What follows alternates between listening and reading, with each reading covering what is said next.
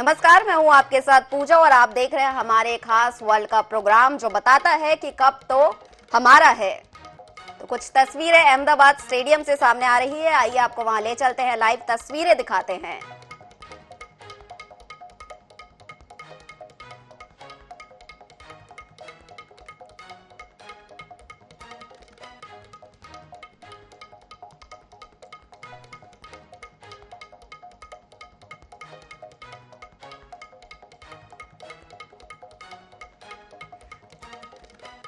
तो भीड़ का नजारा आप देख सकते हैं, कितने सारे लोग यहां मैच देखने पहुंचे हैं। ये नजारा अहमदाबाद स्टेडियम के बाहर का है। सभी ब्लू जर्सी में यहां पे दिखाई दे रहे हैं, इंडिया को सपोर्ट करने पहुंचे हैं। काफी उत्साह होगा इनमें। 1,32,000 लोगों से ये स्टेडियम भरा मिलेगा आपको और बाहर इस भीड़ को देखकर ये अंदाजा लगाया जा सकता है किस तरह का माहौल नरेंद्र मोदी स्टेडियम में देखने को मिलेगा।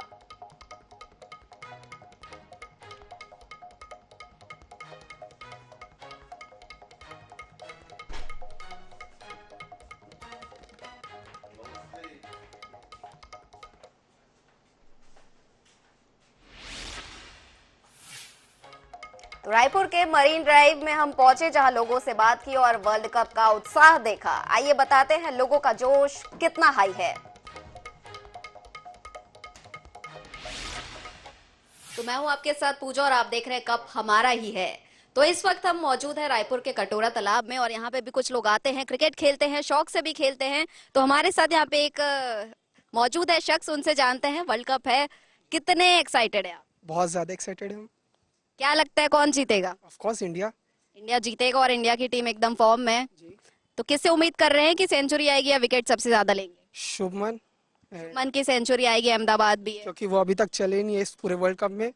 और एक्चुअली वो चले हैं, बस एक शतक मिसिंग है यहाँ। ऐसे फॉर्म में वो आए थे वर्ल्ड कप में, वैसा उन्होंने नहीं किया है। और विराट की सेंचुरी आ जाए तो और मजा आ जाए।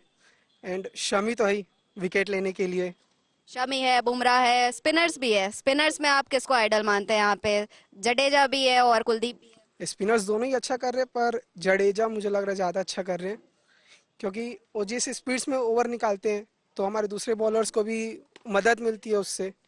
जो आजकल वो चला है नया टाइमर की 4 फील्डर्स अंदर रखने पड़ते हैं, उसकी वजह से मुझे लग रहा है कि जडेजा ज्यादा इफेक्टिव कर रहे हैं और इकोनॉमी में भी अच्छा डाल रहे हैं वो।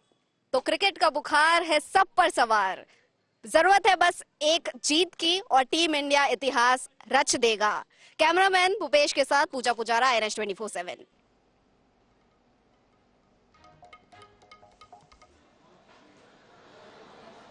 Yeah, ma'am. Ma'am, visual बनी क्या sir?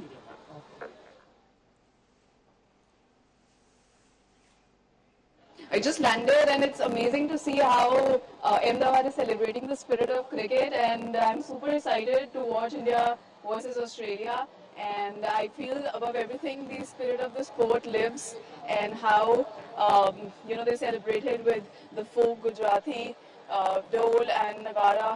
So I'm hoping to see the same spirit at the stadium and hoping India wins today. World Cup trophy is also here, and you also pose with trophy. Yeah.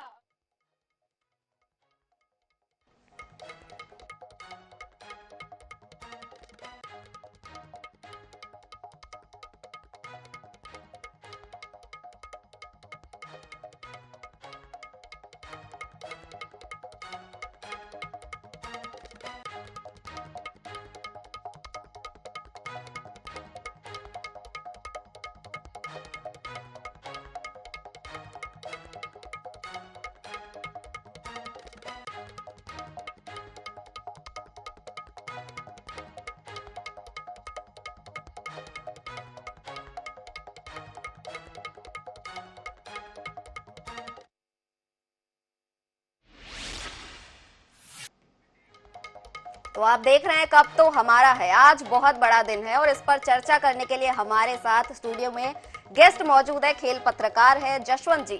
स्वागत है आपका INS 24/7 में। तो जशवंत जी, 2003 में final खेले थे Australia और India, अब 20 साल बाद आज है, रोल रिवर्सल हो रहा है यहाँ पे। क्या लगता है आपको, बदला पूरा होगा या नहीं? देखिए, ऐसा है, हम तो भारतवासी हैं, तो हम तो निश्चित रूप से चाहेंगे कि हमारी टीम आज विजयी हो। हालांकि क्रिकेट जो है ये बड़ा अनिश्चितता का खेल है, कुछ कहा नहीं जा सकता। और बड़े बड़े हमारे खेल पत्रकारों ने भी इस बात को कही, जब तक आखिरी गेंद न फेंक ली जाए तब तक कुछ भी नहीं कहा जा सकता। लेकिन हमारे हौसले बुलंद हैं और ये जरूर है कि ऑस्ट्रेलिया की टीम को हमसे ज़्यादा अनुभव है वर्ल्ड कप के फाइनल खेलने का। 2003 में भी जब ऑस्ट्रेलिया ने के साथ हमने खेला था, उस समय हमारा ये सिर्फ दूसरा अवसर था फाइनल का, जबकि इसके पहले 1987 में और उसके पहले 1999 में भी ऑस्ट्रेलिया की टीम फाइनल पहुंची थी और वो विजेता रही थी। तो अनुभव उनके पास है लेकिन हौसला हमारे पास है। जी बिल्कुल, अनुभव की बात कर रहे हैं हम। तो 13 मैच हुए इनके आमने सामने में, जिसमें से 8 बार ऑस्ट्रेलिया जीती है, 5 बार इंडिया जीती है। तो इससे थोड़ा डर का माहौल भी बनता है, या हमें ऐसा भरोसा रखना चाहिए कि जो मौजूदा फॉर्म है उस हिसाब से हमारी टीम मजबूत है और हम ही जीतेंगे? हाँ, आंकड़ों की अगर बात करें तो मैं आपको कहूँगा जरूर कि ऑस्ट्रेलिया की टीम हमसे ज़्यादा विजयी होने की बात है तो जरूर हमसे आगे है वो।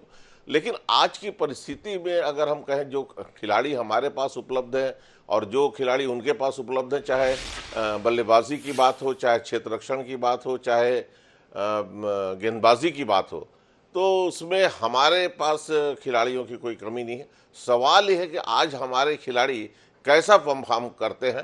क्रिकेट में तो जरूर है कि पहले से अनुमान आप नहीं लगा सकते, लेकिन आज अगर हमारे खिलाड़ी सही समय पर सही खेल का प्रदर्शन करेंगे, अगर कैच नहीं छोड़ेंगे, विकेट गेंद को विकेट पर बनाए रखेंगे और बल्लेबाज आएंगे पूरे संयम के साथ खेलेंगे, तो हम कहते हैं कि भले ही उनका रिकॉर्ड बहुत अच्छा है, हमसे कुछ ज़्यादा अच्छा है, लेकिन हमारी टीम उन्हें पराजित करने की स्थिति में है। जी बिल्कुल, 100% हर किसी खिलाड़ी को देना होगा क्योंकि इतना बड़ा मुकाबला है ये। लेकिन अगर हम बात करें ऑस्ट्रेलिया टीम की, तो वो कितनी भारी पड़ने वाली है यहाँ पे अपने तजुर्बे को लेकर? देखिए, ऑस्ट्रेलिया की टीम, मैंने आपको कहा कि अभी तक 5 बार तो वो विजेता बन चुकी है। 1987, 1999, 2003, 2007, 2015। इसके अलावा एक बार वो फाइनल में भी पहुंच चुकी है, जबकि इसकी शुरुआत हुई थी, विश्व कप की पहली प्रतियोगिता हुई थी 1975 में। तो 6 बार उनको अनुभव है खेलने का। लेकिन उनमें से कोई भी ऐसा कोई खिलाड़ी नहीं है जो टीम में है, जरूर टीम से जुड़े हुए लोग हैं। 2003 में भी जो मुकाबला हुआ था उसमें से जो खिलाड़ी है उनमें रिकी पोंटिंग थे, उन्होंने बहुत अच्छे खेल का उस समय प्रदर्शन किया था, शतक लगाया था। तो मुझे ये लगता है कि हमारे खिलाड़ी इस मुकाबले में वो सारी बातों को ध्यान रखेंगे। जैसे हर टीम जब मैदान में आती है उस समय एक होमवर्क करके मैदान में आती है कि उन्हें किस ढंग का प्रदर्शन करना है और क्यों वो हारे थे, क्यों सामने वाली टीम जीती थी। तो ऑस्ट्रेलिया की टीम की सबसे बड़ी खूबी है, कोई भी पिच हो, ऑस्ट्रेलिया की टीम ने अब तक जितने भी वर्ल्ड कप के अंतर्गत मैचेस हुए हैं, इंग्लैंड में हुए हैं, दक्षिण अफ्रीका में हुए हैं, चाहे भारत में हुए हैं, ऑस्ट्रेलिया में हुए हैं, जहां पर भी हुए हैं, सभी पिच में उन्होंने फाइनल मैच जीता है। तो अभी ये नहीं कहा जा सकता कि हमारी जो पिच है, हमारे यहाँ की जो मौसम है, हमारे यहाँ के जो वातावरण है, उसमें ऑस्ट्रेलिया की टीम कुछ कम जाएगी। इसलिए भारतीय टीम को इन सब बातों का ध्यान रखते हुए कि वो हर ढंग से हर पिच पर खेलना जानते हैं, बहुत अच्छा खेलना जानते हैं, इस बात को ध्यान रखकर हमारे खिलाड़ियों को, जैसा आपने खुद का 100% प्रदर्शन अपना देना पड़ेगा। मैं सहमत हूँ इससे। जी बिल्कुल, हम 2003 की बात कर रहे हैं, तो उस समय जो है ऑस्ट्रेलिया का एक खौफ रहता था, काफी मजबूत टीम मानी जाती थी, इंडिया भी मजबूत थी, सचिन सहवाग जैसे बड़े बड़े धुरंधर थे। लेकिन अब ऐसा कह सकते हैं कि इंडिया का खौफ ज्यादा हो रहा है। हमारे पास जो खिलाड़ी अभी उपलब्ध है, लगातार हम लोग खुद ही देख रहे हैं, चाहे विराट कोहली हो, चाहे शुभमन गिल हो, चाहे और भी हमारे जो खिलाड़ी हैं, सारे खिलाड़ियों ने जो प्रदर्शन किया है वो बहुत ही श्रेयस अय्यर हैं। तो हमारे खिलाड़ियों ने बहुत अच्छा प्रदर्शन किया। जब आवश्यकता थी, केएल राहुल है, जब हमें रन की आवश्यकता थी तब उन्होंने बहुत अच्छा प्रदर्शन किया था। ऑस्ट्रेलिया के साथ ही पहले मैच में हमारे 2 विकेट इतने जल्दी गिर गए थे, लेकिन फिर कोहली ने जिस ढंग से इस मैच को संभाला था, तो मुझे ये लगता है कि ये बहुत आवश्यक है कि जो परिस्थितियां बन रही है उसमें हम अच्छा खेलें। 359 रन का स्कोर खड़ा कर दिया था 2003 में, तो ये एक बड़ा दबाव था उस समय भारत के लिए कि हम कैसे कमबैक करें। तो निश्चित रूप से उस दबाव में हमारी टीम आ गई थी और बहुत अच्छा प्रदर्शन हमारे खिलाड़ी नहीं कर पाए थे। लेकिन इस बार मुझे लगता है कि हमारे खिलाड़ी इन सारी परिस्थितियों को, चाहे उन्हें पहले बैटिंग करना पड़े चाहे पहले बॉलिंग करना पड़े, उसमें खरा उतरेंगे। जी बिल्कुल, एक दबदबा जरूर रहेगा टीम इंडिया का। लेकिन हमने इस पूरे विश्व कप में देखा है कि टीम इंडिया ने कई मुकाबले एक तरफा जीते हैं, बड़े बड़े मार्जिन से जीते हैं, 300 200। क्या इस बार भी ये बड़ा विश्व कप में ये जो महा मुकाबला है, यहाँ भी कोई एक तरफा मुकाबला देखने को मिल सकता है अगर इंडिया भारी पड़ती है तो? नहीं, ये प्रश्न तो आपका है और ये चर्चा का विषय है कि लगातार 11 मैच में विजयी टीम क्या 12वें मैच में भी वैसा प्रदर्शन करेगी? आमतौर पर यही होता है कि हम ये सोचते हैं कि शायद हमारी टीम जो है वो एक भी मैच नहीं हार रही है, इन्हें एक आध मैच हारना था। विवियन रिचर्ड्स जैसे कुछ जो हमारे विशेषज्ञ बल्लेबाज, महान बल्लेबाज है, उन्होंने तक कहा कि कहीं ना कहीं कुछ होना चाहिए था। लेकिन देखिए, ये भारत की टीम की खूबी रही है इस पूरे टूर्नामेंट के दौरान कि लगातार मैच जीतते गए, हौसला बढ़ता गया, मैच जीतते गए, हौसला बढ़ता गया।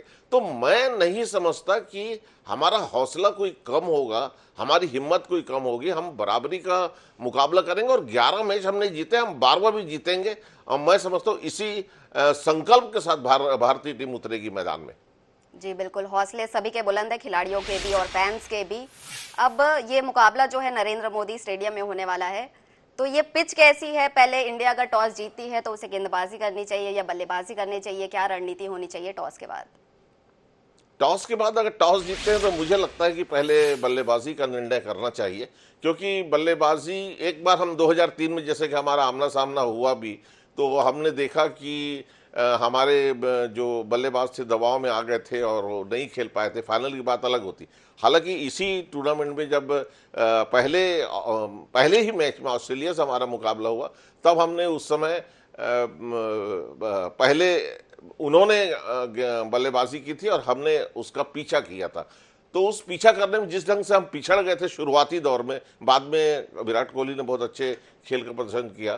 तो मुझे लगता है कि कहीं ना कहीं थोड़ी सी चूक हमसे होती है। एक बड़ा स्कोर अगर हमारे सामने हो प्राप्त करने के लिए, उसको लक्ष्य को अगर हमको पाना है, तो थोड़ी सी बात आती है कि कहीं हम चूकते हैं। इसलिए मुझे लगता है कि अगर हम टॉस जीतते हैं तो पहले बल्लेबाजी करना चाहिए, क्योंकि हमारे पास बल्लेबाजों की कोई कमी नहीं है, प्रतिभाशाली बल्लेबाज हैं और सारे बल्लेबाज जो हैं टिक कर खेलने की क्षमता रखते हैं। और अगर खिलाड़ी आउट होते हैं तो मानसिक रूप से दबाव में भी नहीं आएंगे और बहुत अच्छा खेलेंगे। जी बिल्कुल, तो हम पिच की बात कर रहे थे, तो रोहित शर्मा ने हमें बताया था कि यहाँ पे घास मिलती है, ड्यू की भी प्रॉब्लम रह सकती है, तो ये चेजिंग करने वालों के लिए कैसा रहने वाला है? जी, मैं चाहूंगा कि मुझे एक बार आप जो कहना चाह रही हैं फिर से प्रश्न करिए। जी बिल्कुल, रोहित शर्मा ने कल एक बयान दिया था कि पिच में काफी ग्रास है, ये किस तरह से यहाँ पे काम करने वाला है? हाँ देखिए, इसमें तो ग्रास अगर पिच पर है तो मूवमेंट तो होता है। इसलिए क्या है कि मुझे लगता है कि थोड़ी धीमी गति की हमारे पास अगर फोर्स है, हमारे पास जो खिलाड़ी है जो गेंदबाजी करते हैं, तो ऐसे लोगों को इसका फायदा मिल सकता है इस पिच में। ये बातें जारी रहेगी, लेकिन इस वक्त रायपुर से मनोज नायक हमारे संवाददाता हमारे साथ जुड़े हैं। मनोज जी, क्या माहौल है रायपुर का इस विश्व कप को लेकर? जी, निश्चित रूप से आज जो है रायपुर का माहौल जो है बदला बदला दिख रहा है। और अब बात करूं दोपहर 2 बजे की, तो दोपहर 2 बजे के बाद जो है रायपुर शहर का नज़ारा ऐसा रहेगा कि जैसे कर्फ्यू लगा है। पूरे देश में ये नज़ारा देखने को मिल सकता है। और अभी रायपुर के हम इंडोर स्टेडियम में खड़े, आप देख सकते हैं यहाँ पर मुख्यमंत्री भूपेश बघेल खुद आएंगे, मैच देखेंगे दर्शकों के साथ। उन्होंने दर्शकों को आमंत्रित किया। यहाँ पर पूरी तैयारियां की जा चुकी है। सामने जो है 12x50 के एलईडी लगेंगे, साथ ही साथ जो है 4 अन्य स्क्रीन भी यहाँ पर स्टेडियम में लगाए गए हैं। साथ ही साथ दर्शकों के साथ और जो गणमान्य अतिथि आएंगे उनके बैठने के लिए यहाँ पर व्यवस्था की गई है। सारे टेबल लगाए गए हैं। कम से कम जो है यहाँ पर 5000 से अधिक दर्शक जो है इंडोर स्टेडियम में मुख्यमंत्री भूपेश बघेल के साथ यहां पर मैच देखेंगे। और इसे लेकर जो है सुबह से ही तैयारियों का दौर जारी। हम जो तैयारी कर रहे हैं, जिन लोग पूरी व्यवस्था देख रहे हैं, उनसे भी बात कर रहे थे किस प्रकार की व्यवस्था है कि मुख्यमंत्री आए।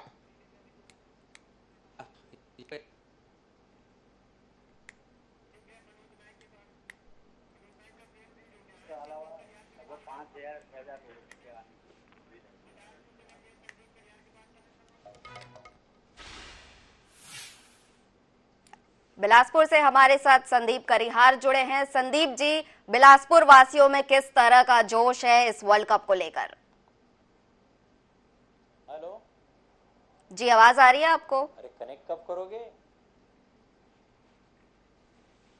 संदीप जी, आप तक आवाज पहुंच रही है?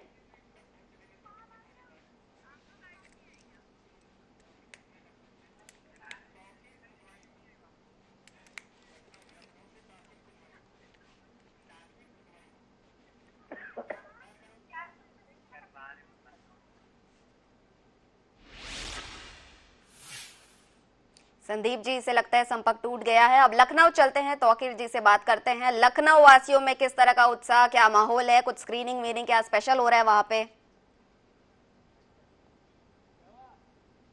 देखिए, आज के स्कूल में खासकर क्योंकि संडे का दिन है, स्कूल खाली है, वहां पर स्क्रीनिंग की गई है, बड़ी स्क्रीन लगाई गई है, दर्शकों का जमावड़ा लगने वाला। और मैं इस समय केटी सिंह बाबू स्टेडियम में हूं और यहां पर भी आप आवाजें सुन रहे होंगे, ये वो बच्चे हैं जो क्रिकेट से जुड़े हुए हैं। जीतेगा भाई, जीतेगा। क्या लग रहा है, क्या वजह है इंडिया जीतने के पीछे? इंडिया जीतने की ये वजह है क्योंकि हमारे जो बॉलर हैं और बैट्समैन हैं और ऑलराउंडर जितने भी हैं वो सभी फॉर्म में चल रहे हैं। अब तक जितने भी मैच इंडिया ने मतलब खेला है। बड़ा पार्ट क्या लगता है इंडिया का? मेजर पार्ट क्या है, बॉलिंग या बैटिंग? मेजर पार्ट हमें लगता है बॉलिंग ज़्यादा बेहतर है इंडिया की, क्योंकि जो है जितने भी हम लोग देखें अक्सर हम लोग डिफेंड किए हैं लगभग, तो मुझे लगता है मेजर पार्ट हमारा बॉलिंग। टॉस इंपॉर्टेंट होगा आज? हाँ जरूर होगा, क्योंकि यहाँ जो है 2 बार हम लोगों ने चेस करके जीता है, 2 बार डिफेंड करके जीता है, तो टॉस इंपॉर्टेंट होगा। अहमदाबाद बहुत हाई स्कोरिंग स्टेडियम नहीं है, बहुत अच्छी पिच ऐसी नहीं कही जाती, 300 के आसपास स्कोर बहुत बड़ा माना जाता है। पहले बैटिंग मायने रखेगी? जी, पहले बैटिंग मायने वैसे नहीं रखनी चाहिए, क्योंकि ऑस्ट्रेलिया के बैटिंग करते तो शायद 200-250 रन तक अगर हम लोग रोक लेते हैं, बहुत हम लोग के लिए अच्छी बात होगी। क्योंकि हमारे बैट्समैन भी है, विराट सर हैं, रोहित सर हैं और सुमन गिल सर हैं, तो ये सब बैट्समैन चेस करने में बहुत माहिर हैं, बहुत अच्छे से चेस कर लेंगे।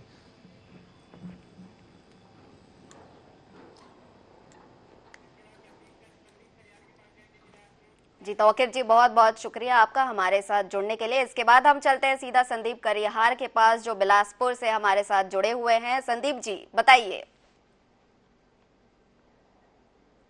देखिए, आज का मैच काफी दिलचस्प और महामुकाबले के तौर पर देखा जा रहा है।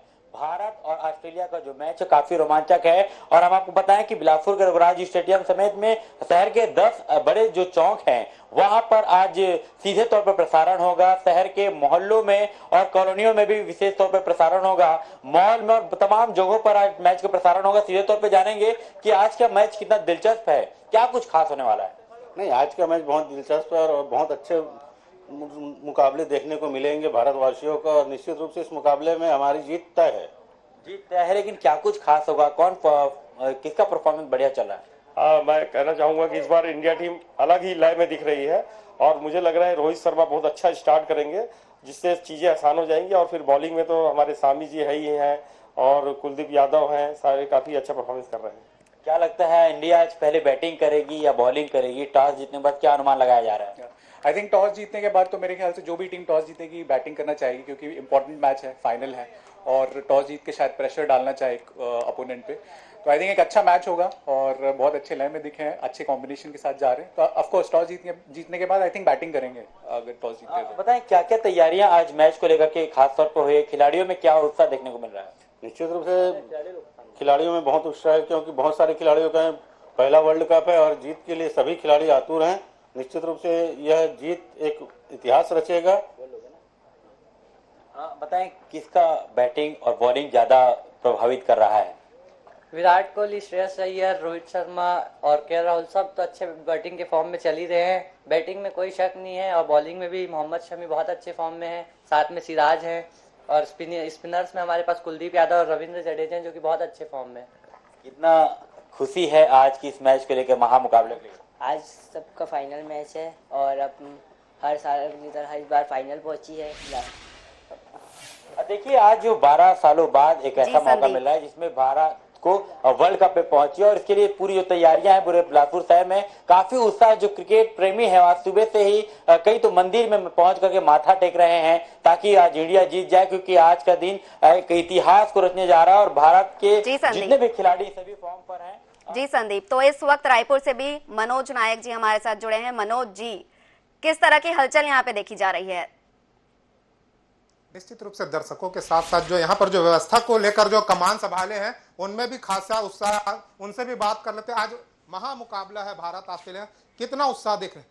मन में बहुत उत्साह है सर, और सबसे अच्छी बात यह है कि हम अपने छत्तीसगढ़ में इंदौर स्टेडियम में बड़े पर्दे पे इंडिया और ऑस्ट्रेलिया का मैच देखेंगे, और हम अपने इंडिया टीम को बहुत बहुत बधाई देते हैं और अभी से जीत की कामना देते हैं। निश्चित रूप से सभी जो दर्शक है वे अभी से शुभकामनाएं दे रहे हैं। कैसा अनुभव रहेगा? देखिए 20 साल बाद ये हमको मौका मिल रहा है और हमारी टीम जिस प्रकार से अभी प्रदर्शन कर रही है, फर्स्ट से 5 तक के जितने बैट्समैन हैं, हमें प्रदेश के मुख्यमंत्री जी है कि ऐसी व्यवस्था यहाँ पे किए हैं, एक छत्तीसगढ़ का जो ऐतिहासिक रहेगा एसी और यहाँ। तो संदीप जी और मनोज जी नजर बनाए रखे, हम आपके पास फिर आएंगे। और फिलहाल अभी चलते हैं गेस्ट के पास जो हमारे साथ स्टूडियो में मौजूद है, जशवंत जी। तो हम बात ही कर रहे थे पिच की, तो पिच की बात कर रहे थे, तो नरेंद्र मोदी स्टेडियम में ये जो मुकाबला हो रहा है, यहाँ औसत स्कोर कितना हो सकता है? अगर कोई टीम जो पहले बैटिंग कर रही है, कितना स्कोर यहाँ पे टारगेट के लिए दे सकती है? मुझे लगता है कि इस पिच में 300 से और 325 का जो स्कोर है, ये बहुत ही एक आदर्श स्कोर होगा। लेकिन अगर उसके ऊपर कोई टीम बनाती है तो ये मुकाबला एक तरफा भी हो सकता है। जी बिल्कुल, एक तरफा मुकाबला हो तो ज्यादा खुशी होगी। टीम इंडिया एकदम आसानी से ये कप हासिल करेगी। रोहित शर्मा को हम वर्ल्ड कप की तस्वीरों के साथ देखेंगे।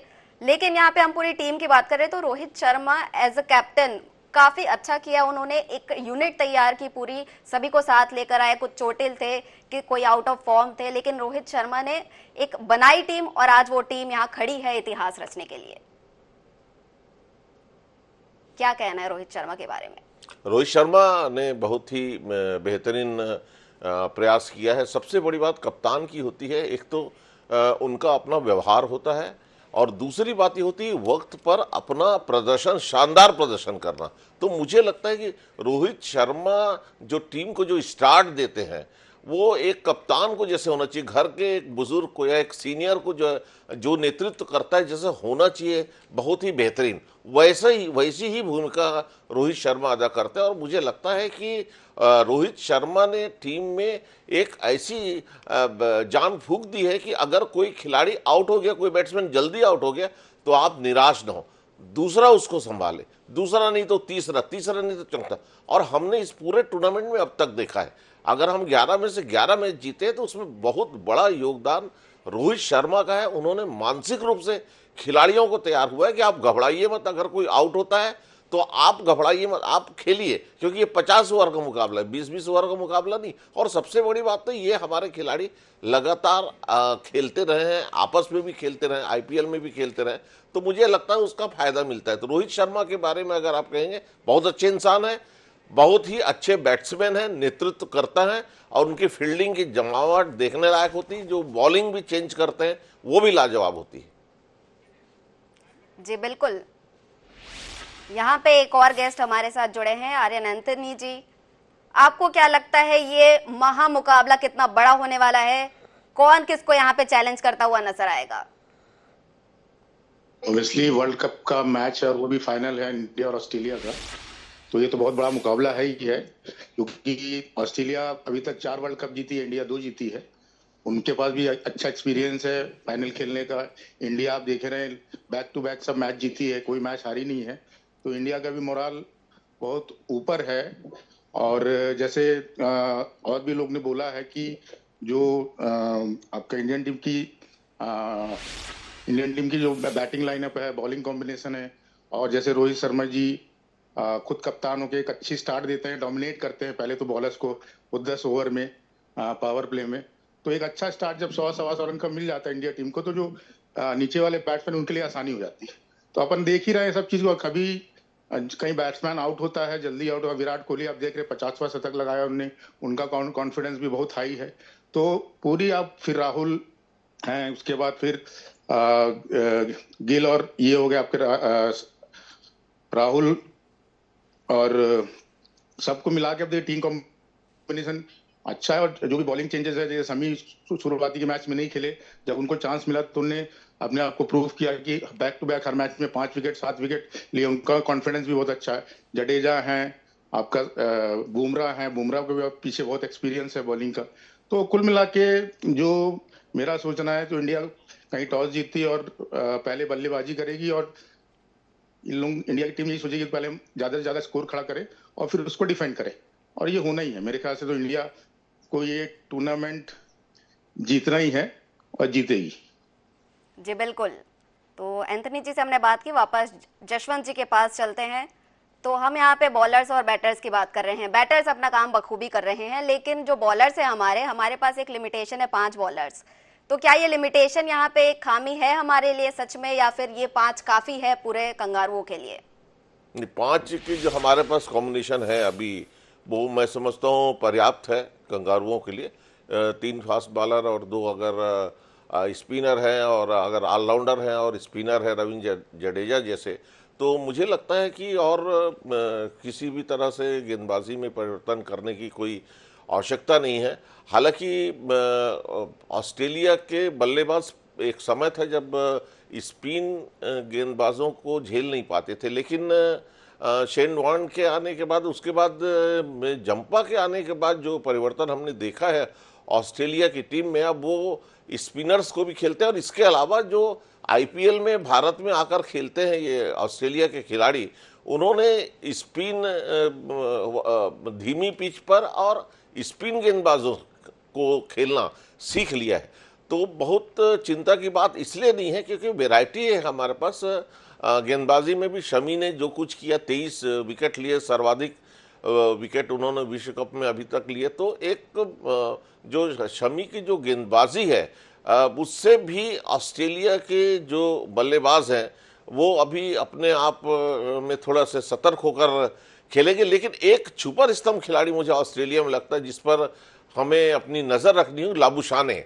ये 5वें या 6वें नंबर पर भी आकर बहुत गजब का खेल खेलते हैं। तो इस खिलाड़ी को हमें चेक करना बहुत जरूरी है, और उनके खिलाफ में आक्रमण जो है, क्योंकि उनकी बैटिंग की स्टाइल जो है बड़ी कलात्मक है और बहुत ही प्रतिभाशाली खिलाड़ी है। तो मुझे लगता है कि लाबुशाने पर नज़र रखकर हमको आगे बढ़ना होगा और गेंदबाजों को उन पर कसी हुई गेंद डालनी होगी। जी, आप लाबुशेन की बात कर रहे हैं, लेकिन उनका स्ट्राइक रेट हम देखें मिडिल ओवर्स का काफी अच्छा नहीं रहा है। ऐसे में क्या हमारे स्पिनर्स उन पे दबदबा बनाए रखेंगे?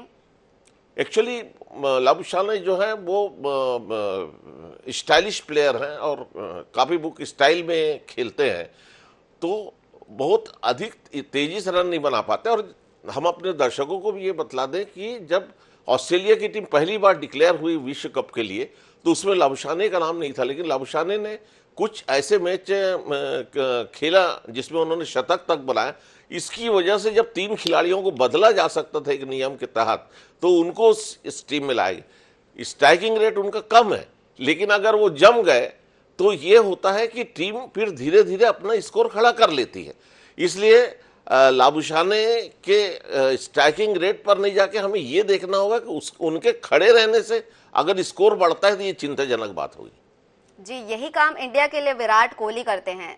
रोहित शर्मा का अगर विकेट गिर जाता है तो विराट एकदम संभलते हैं वहां पे और टीम को भी संभालते हैं। स्ट्राइक रेट उनका भी कुछ ज्यादा नहीं रहता, लेकिन आगे तक खेलते हैं, 50 ओवर तक खेलने की क्षमता भी रखते हैं।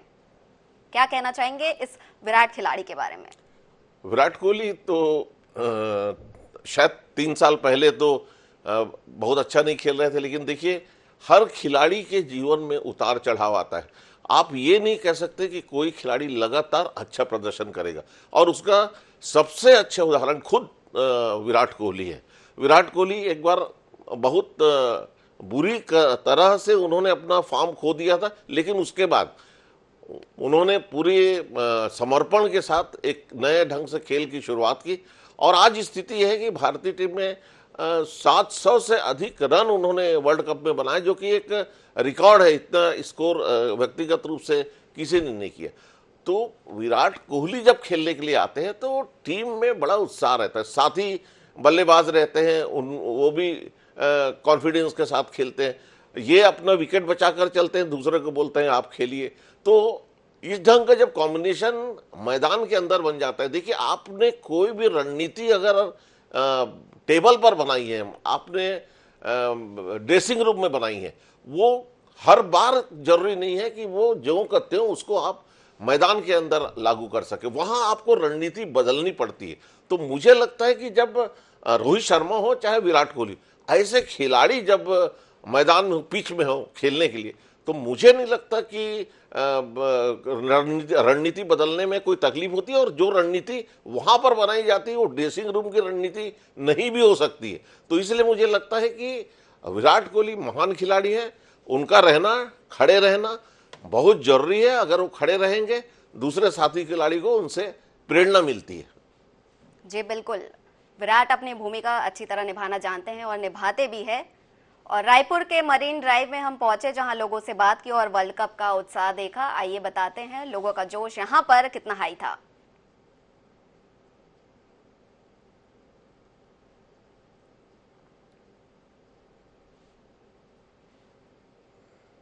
मैं हूं आपके साथ पूजा और आप देख रहे हैं कप तो हमारा है। तो हम इस वक्त मरीन ड्राइव में हैं और यंगस्टर्स में क्रिकेट को लेकर एक अलग ही फीवर देखने को मिलता है। कई यंगस्टर्स यहाँ पे हैं, लड़के भी हैं, लड़कियां भी हैं। कुछ लड़कियां हैं जिनसे हम बात करते हैं।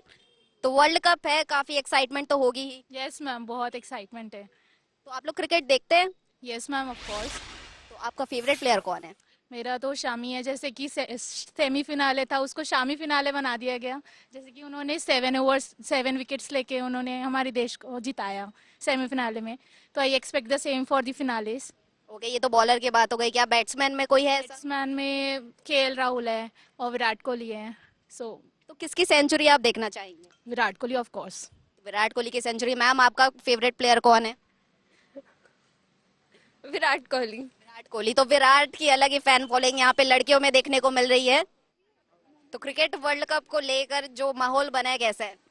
मैम, उस दिन का मैच, सेमीफाइनल का मैच तो काफ़ी फैंटेस्टिक था। मोहम्मद शमी के कारण 7 विकेट उन्होंने लिया। तो पूरा हम लोग का एक्सपेक्टेशन रहेगा कि मोहम्मद शमी फिर से विकेट ले।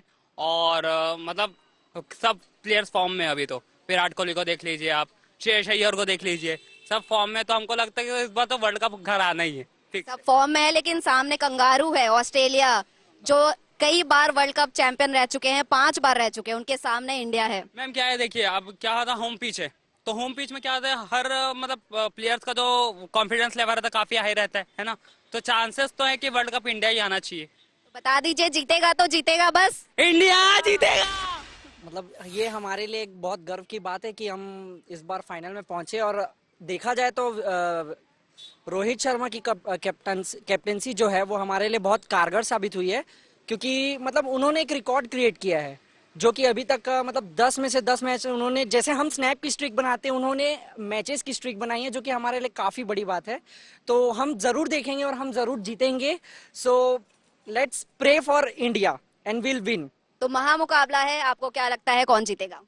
इंडिया जीतेगा 100%। इंडिया में ऐसे कौन कौन से खिलाड़ी है जो मैच जिता सकते हैं? King Mohammed Shami, Virat Kohli, Rohit Sharma, Shubman Gill, everyone is best. Shami की बात करें तो बहुत अच्छी बॉलिंग की है। शामी के लिए आप देखेंगे कि वो अच्छा परफॉर्म करे अभी आगे वर्ल्ड कप में भी, जो उन्होंने पूरे में किया है। बिल्कुल करेंगे, काहे नहीं करेंगे।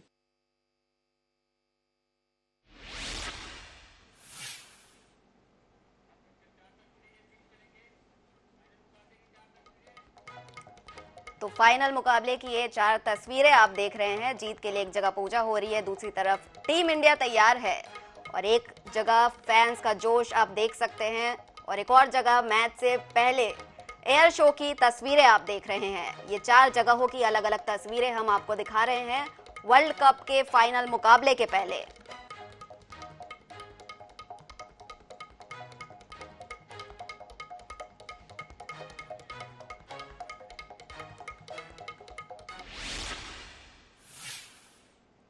तो जशवंत जी हमारे साथ जुड़े हुए हैं। तो जशवंत जी, हमने रोहित शर्मा के बारे में बात की, विराट कोहली के बारे में बात की, अब चौथे नंबर पर एक और आते हैं श्रेयस अय्यर। तो जैसे हमने कोहली के फॉर्म के बारे में बात की, कुछ सालों में उनका फॉर्म नहीं था, अब वापस आ गया है। तो वैसे ही हम वर्ल्ड कप में बात करें श्रेयस अय्यर की, तो शुरू के 2-3 मैच में वो नहीं चले और ऐसा कहा गया कि उनकी जो कमजोरी थी शॉर्ट बॉल खेलना, तो आपको लगता है क्या वो वाकई में कमजोरी थी उनकी? देखिए, हर खिलाड़ी जो है वो कुछ नए ढंग से खेलना चाहता है। शायद श्रेयस अय्यर ने ये प्रयास किया कि शॉर्ट बॉल को भी खेलने का जो उन्होंने प्रयास किया, शायद कुछ नए अंदाज में, लेकिन उन्हें कामयाबी नहीं मिली। लेकिन हर खिलाड़ी अपने खेल के बारे में, अभी जो आधुनिक तकनीक है, खुद अपने खेल को अपने ही ढंग से, अपने चाहे जो भी उनका इलेक्ट्रॉनिक माध्यम होगा उसके जरिए खुद देखता है, और खुद जब देखता है तो उसे उनकी कमी महसूस होती है। इसके अलावा जो कोच होते हैं, जो बैटिंग कोच आजकल, पहले हम लोग के ज़माने में तो सिर्फ कोच हुआ करते थे जो क्षेत्ररक्षण भी देखते थे, गेंदबाजी भी देखते थे, बल्लेबाजी भी देखते थे। अब ऐसा नहीं है, अब हर क्षेत्र के लिए अलग अलग कोच है। तो जो कोच बल्लेबाजी को देखते हैं वो श्रेयस अय्यर जैसे खिलाड़ियों को बतलाते हैं कि साहब आप में ये कमी है, इसको यहाँ पर सुधारिए। प्रतिभा की कोई कमी नहीं है, सवाल यह है कि आपके टेक्निक में अंतर है। तो उस टेक्निक को दूर करने के लिए जो मेहनत की, लगातार एक टेक्निक में बने रहे, आप उसको छोड़ दें, ये बहुत बड़ी बात। तो उन्होंने छोड़ा, इसलिए मुझे लगता है कि श्रेयस अय्यर अच्छा कर रहे हैं। और हर बल्लेबाज के लिए, भारत के विशेषकर उदयमान खिलाड़ियों के लिए जो ये बड़ी शिक्षा है कि अगर आप जैसा खेल रहे हैं उसमें थोड़ा परिवर्तन लाएंगे और दूसरों की बात भी सुनेंगे, आप सिर्फ अडिग नहीं रहेंगे अपनी बात में, तो आपको सफलता मिलेगी और आप आगे बढ़ेंगे। तो उसके लिए श्रेयस अय्यर बहुत बड़े उदाहरण है। जी, श्रेयस अय्यर बहुत बड़े उदाहरण है। यहाँ पे बैक टू बैक सेंचुरीज की है, हो सकता है तीसरी सेंचुरी भी यहाँ पे देखने को मिल जाए। लेकिन सेंचुरीज की बात कर रहे हैं तो शुभमन गिल, अभी तक इनकी सेंचुरी देखने को नहीं मिली है। पिछले मैच में ऐसा लगा था सेंचुरी बना लेंगे, लेकिन अब अहमदाबाद का स्टेडियम है, अहमदाबाद और शुभमन गिल सेंचुरी के लिए फेमस है। क्या शुभमन गिल यहाँ सेंचुरी एक बना पाएंगे? उनका अब तक का दायित्व भी कैसा रहा है? देखिए, शुभमन गिल बहुत ही प्रतिभाशाली खिलाड़ी हैं, उदयमान खिलाड़ी हैं, और भारत के लिए मुझे लगता है कि एक लंबे समय तक अपनी सेवाएं दे सकते हैं। और किसी खिलाड़ी के प्रदर्शन को सिर्फ शतक के आधार पर मुझे देखना अच्छा नहीं लगता। ये जरूर है कि वो शतक नहीं बना पाए, लेकिन सवाल है कि उनकी उपयोगिता क्या रही, क्योंकि टीम व्यक्तिगत खेल नहीं है। टीम अगर आपको जीतना है तो टीम के लिए खेलना है, व्यक्तिगत नहीं खेलना है। तो शुभमन गिल ने व्यक्तिगत अपने लिए शतक उनके नाम जाएगा, लेकिन जीत जो है पूरी टीम के नाम जाएगी। तो इसलिए शुभमन गिल ने जो प्रदर्शन किया, भले शतक नहीं मिले उन्हें, शतक नहीं लगा पाए, लेकिन मैं समझता हूं कि शुभमन गिल ने टीम के लिए जो योगदान दिया उसे भुला नहीं सकते, और यही एक खिलाड़ी के लिए, एक बल्लेबाज के लिए सबसे महत्वपूर्ण होता है। जी बिल्कुल, शुभमन की बात कर ली, इसके बाद हम आगे की बैटिंग ऑर्डर की बात करते हैं। मिडिल ऑर्डर पर आते हैं केएल राहुल। तो केएल राहुल जो है, इन्हें पहले ओपनिंग भी किया इन्होंने, आउट ऑफ फॉर्म भी गए, ये पूरा साल ऊपर नीचे गया इनका, लेकिन क्या शानदार वापसी की है इन्होंने। और मिडिल ऑर्डर में भी ये काफी फिनिशर की भूमिका निभा रहे हैं, कभी विकेट कीपर की, यहाँ पे डीआरएस सिस्टम लेना होता है तो रोहित शर्मा इनके पास जाते हैं। तो ये अलग अलग भूमिका, और केएल राहुल की नई नई भूमिका कैसी लग रही है?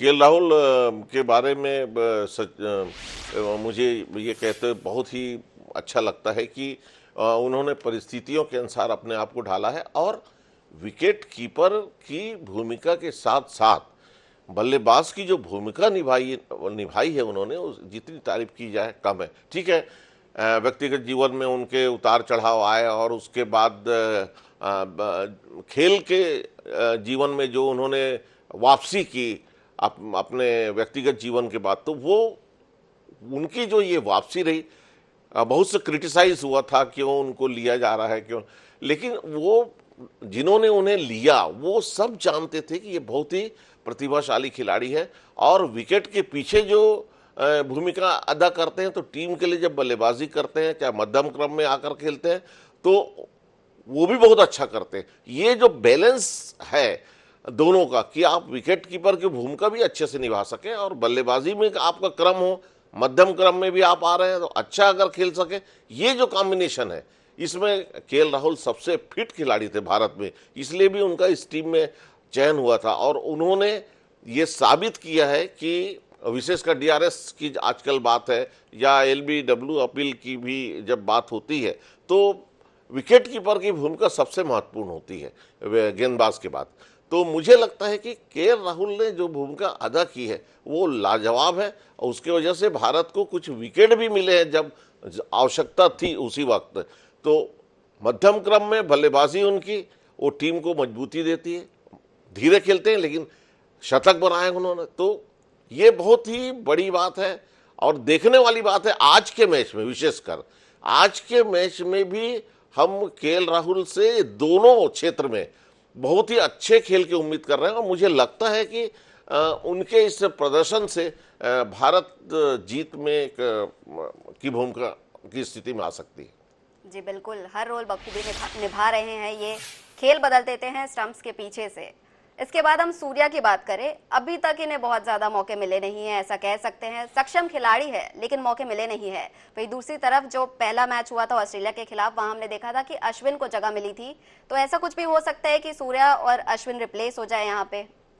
नहीं, अभी सूर्या जो है वो बहुत अच्छे बल्लेबाज हैं, आईपीएल में भी बहुत अच्छा खेला उन्होंने, लगातार अच्छा खेला, लेकिन जब अंतर्राष्ट्रीय स्तर की बात होती थी ये कोई प्रैक्टिस करने की जगह नहीं होती, यहाँ ट्रायल करने की आपको आवश्यकता नहीं। आपके पास यहाँ जो सबसे अच्छे खिलाड़ी, जो मंजे हुए खिलाड़ी, आपको उन्हें भेजना पड़ता है। तो एक टीम प्रबंधन है, टीम प्रबंधन निर्णय लेता है किस ढंग से क्या परिवर्तन किया जाए। मुझे लगता है उनके बल्लेबाजी का क्रम भी ठीक है, क्योंकि वहाँ पर भी हमारे पास अगर धीमी गति से शुरू में विकेट गिरे और स्कोर हमारा धीमे आगे बढ़ रहा है तो ऐसे खिलाड़ी हमारे पास होने चाहिए पीछे जो दे दनादन की स्थिति में हो, और उसमें सूर्य कुमार बहुत ही अच्छे खिलाड़ी हैं। तो मुझे लगता है कि वो जो 6वें 7वें नंबर पर भी आकर बल्लेबाजी कर रहे हैं तो बिल्कुल सही रखा गया है और ये टीम प्रबंधन की बहुत बड़ी रणनीति है। शायद इस रणनीति को आम आदमी नहीं समझ सकता, आम खिलाड़ी नहीं समझ सकता, लेकिन एक अच्छी योजना के तहत हमारी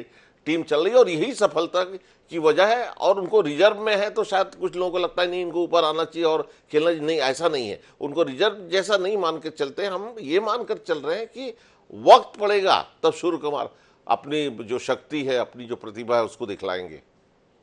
जी, सूर्य कुमार सक्षम बिल्कुल है ये करने के लिए। और इसके बाद हम जडेजा की बात करते हैं। एक परफेक्ट ऑलराउंडर हमारे पास मौजूद है जो एक अच्छी फील्डिंग भी करते हैं, बैटिंग जब जरूरत पड़े तो वो भी करते हैं और बॉलिंग में तो कमाल करते ही है।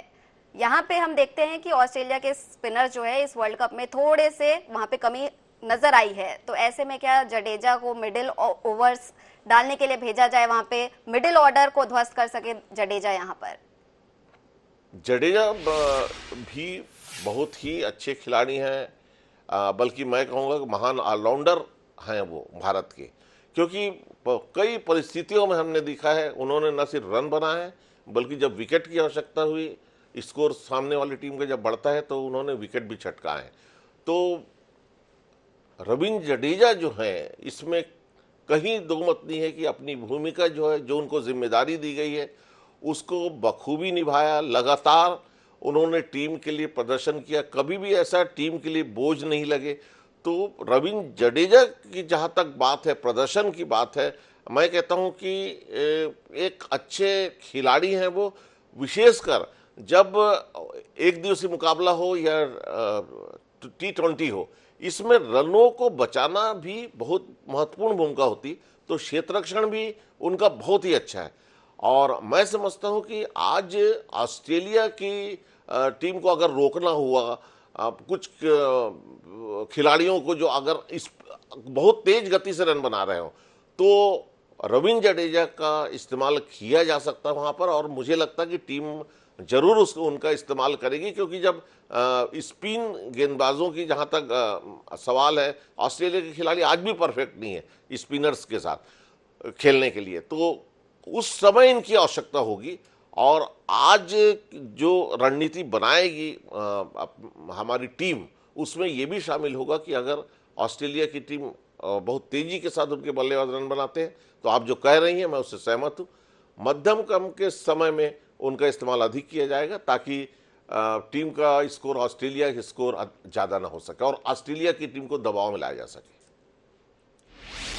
जी, तो ऑस्ट्रेलिया की टीम एक तो यहाँ पे स्पिनर्स उतने अच्छे खेल नहीं रही है, प्लस उनके पास एक ही स्पिनर स्पेशलिस्ट है एडम जंपा। क्या ये भी उनकी कमजोरी है यहाँ पे? और इंडिया के पास दो स्टार स्पिनर्स है हमारे पास। नहीं, देखिए ऑस्ट्रेलिया की अगर बात करेंगे, चाहे उनके जहाँ पर टेस्ट मैचेस होते हैं, एडिलेड हो, पर्थ हो, सिडनी हो, मेलबोर्न हो, तो ये तस्मानिया हो, कोई भी क्षेत्र है, वो मेलबोर्न को अगर छोड़ दे, सिडनी को छोड़ दे, तो एडिलेड और पर्थ तो फास्ट बॉलर के लिए वहाँ की पिच। तो मुझे ये लगता है कि और वहाँ की परिस्थितियों, वहाँ जो मैचेस होते हैं वो अधिकतर सभी जगह जैसे होते हैं गर्मी के समय, तो वहाँ गर्मी भी बहुत होती है, फास्ट पिच वहाँ पर बनाया जाता है एडिलेड और पर्थ की अगर हम बात करें तो इसकी वजह से वहाँ पर अधिक स्पिनर्स नहीं आ पाते। स्पिनर्स अगर निकलते हैं सिडनी और मेलबोर्न से निकलते हैं, क्योंकि वहाँ पर धीमी गति वाली पिच बनाई जाती है, तो इसकी वजह से उन्हें बहुत ज़्यादा अनुभव नहीं होता है ऑस्ट्रेलिया के बल्लेबाजों को। तो मुझे ये लगता है कि वह उस देश की परिस्थितियों के अनुसार, भारत में मौसम कुछ अलग है, यहाँ का वातावरण कुछ अलग है, तो यहाँ पर स्लो पिच है, तो स्पिनर्स यहाँ सक्सेसफुल है, वहाँ स्पिनर सक्सेसफुल नहीं है और नहीं वहाँ ऐसी पिच बनाई जाती, इसलिए ऑस्ट्रेलिया के खिलाड़ी जो है स्पिनर्स का सामना ठीक से नहीं कर पाते। जी, वो सामना नहीं कर पाते। और Adam Zampa versus Virat Kohli की अगर हम बात करें तो विराट कोहली स्पिन को काफी अच्छा खेलते हैं, तो ऐसे में क्या एडम जंपा को टारगेट किया जा सकता है भारतीय बल्लेबाजों के द्वारा?